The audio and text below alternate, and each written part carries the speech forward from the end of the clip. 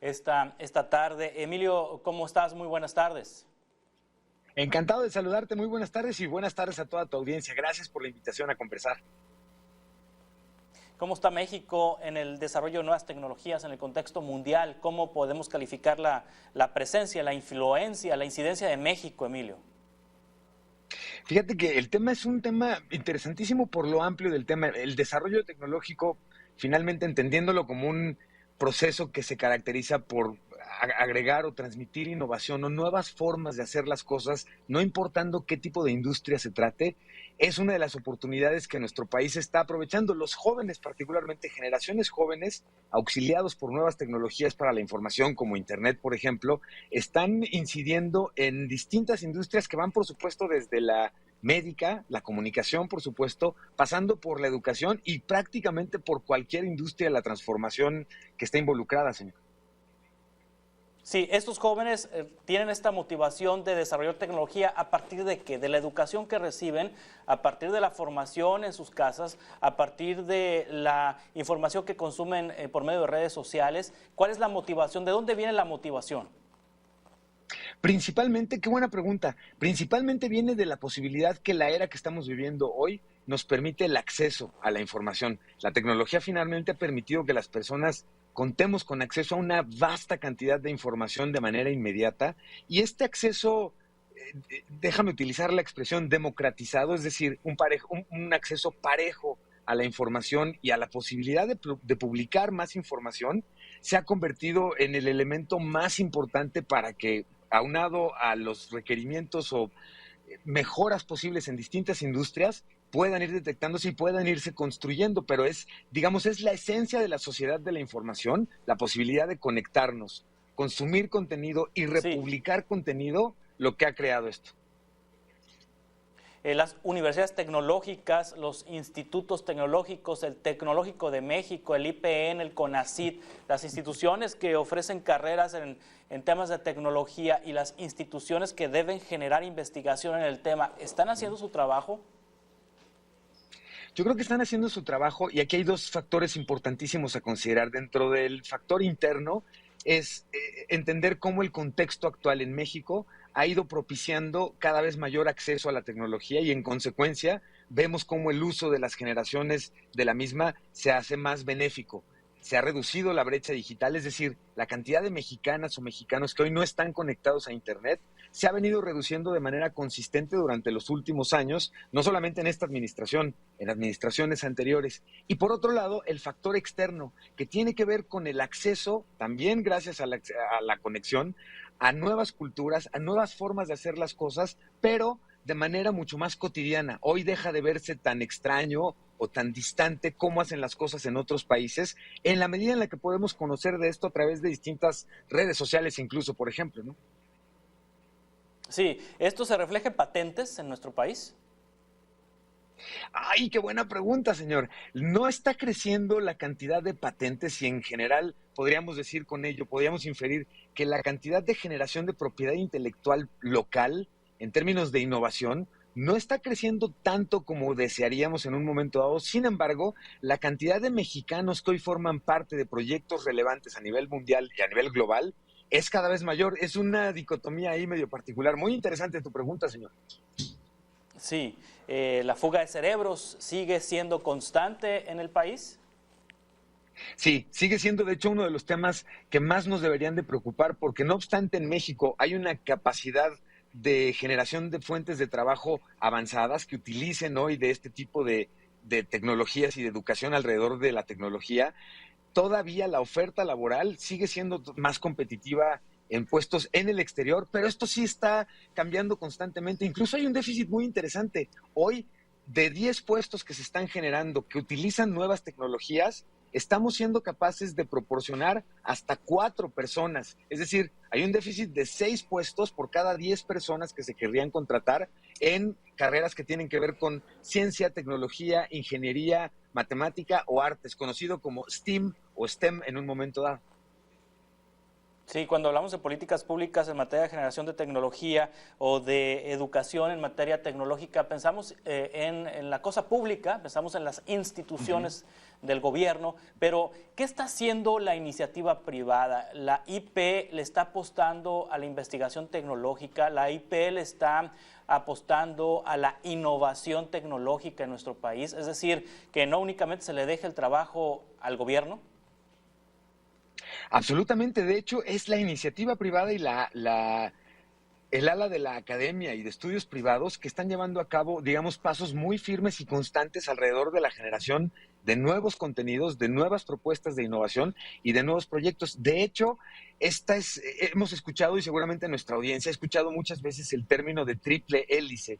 Y este tema en particular justamente se refiere a la capacidad de actuación o de coordinación entre el gobierno, la academia y la iniciativa privada o el empresariado. Y el caso de la innovación tecnológica es uno en el que más bien son precisamente la iniciativa privada y los entes que están ocupados en estos temas los que requieren hoy mucho apoyo del gobierno, por un lado, y son quienes hoy son capaces de acompañar también al gobierno en estos procesos de innovación tecnológica a nivel nacional. Sí, la industria aeroespacial, la industria automotriz tienen un enorme peso en la economía de varios estados de nuestro país y en la economía, en el Producto Interno Bruto de nuestro país, la industria, estas industrias y también la fabricación de instrumentos para la medicina. Para la fabricación de instrumentos para la medicina. En este aspecto, en el aspecto aeroespacial, automotriz, la biomedicina, México está aportando tecnología, está aportando innovación. Sin duda, sin duda. De hecho, son aspectos importantes por lo siguiente. Estamos viviendo un fenómeno de cada vez más utilización de grandes volúmenes de datos. Lo escuchamos expresado en Big Data, en inteligencia artificial, en aprendizaje de máquina.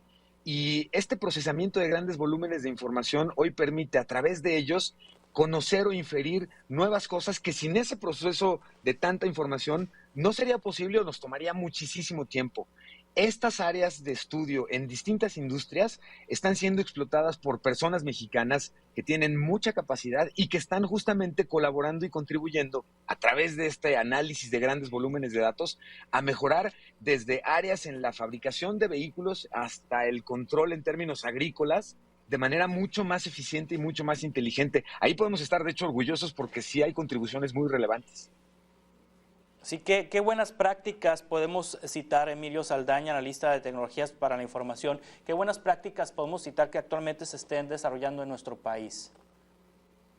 Mira, una de las principales prácticas muy benéficas de cómo se está trabajando el día de hoy es el ejercicio y el concepto de la cultura de la organización abierta. Esto es, antes, por ejemplo, si había un problema, en la organización se encerraban dos personas y esas dos personas decidían el futuro de una crisis. Hoy las nuevas tendencias obligan a que sean los equipos completos de trabajo los que se sientan a analizar y a considerar cuáles podrían ser las vías de solución tanto técnica como logística u operativa de un problema, y a partir de ahí, de esta cultura de innovación abierta, es que hemos visto cambios tan graves como la velocidad, por ejemplo, con la que fue posible detectar y conseguir la vacuna para el COVID-19, que sin haber compartido información, sin esta cultura de compartir, la solución habría tomado muchísimo tiempo. Ese es uno de los procesos o mejores prácticas que se podría considerar incluso un paraguas a partir de la adquisición de habilidades suaves, es decir,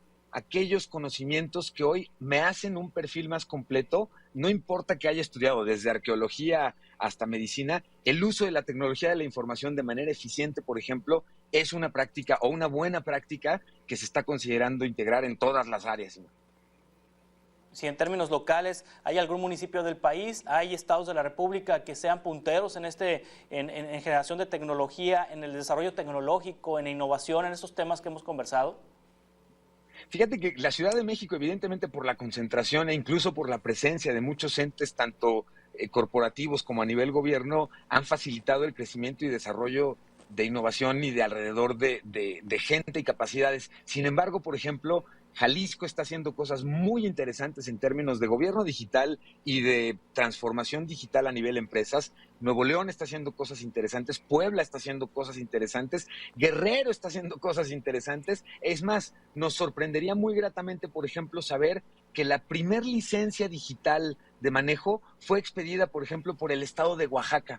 Es decir, en los estados en general hay brotes de innovación en cada una de sus áreas, digamos, de interés y especialización. En el caso de Michoacán, la parte agrícola ha tenido un crecimiento muy interesante, acompañándolos de inteligencia artificial desde el control de riego hasta la administración en general del crecimiento específico de alguna siembra en distintos productos. Es interesantísima esa parte. Sí. Si se trata de entonces gobiernos municipales, gobiernos estatales que están adoptando la tecnología para ofrecer mejores servicios, o sea, mejores servicios de gobierno, eficientar, y también esto conlleva en la optimización de recursos públicos. Absolutamente, además una maravilla. En el caso del gobierno digital se cumplen varios factores deseables. Una, la relación del gobierno con la ciudadanía típicamente nace fracturada o nace lastimada porque nos cobran impuestos, porque nos monitorean en muchos sentidos.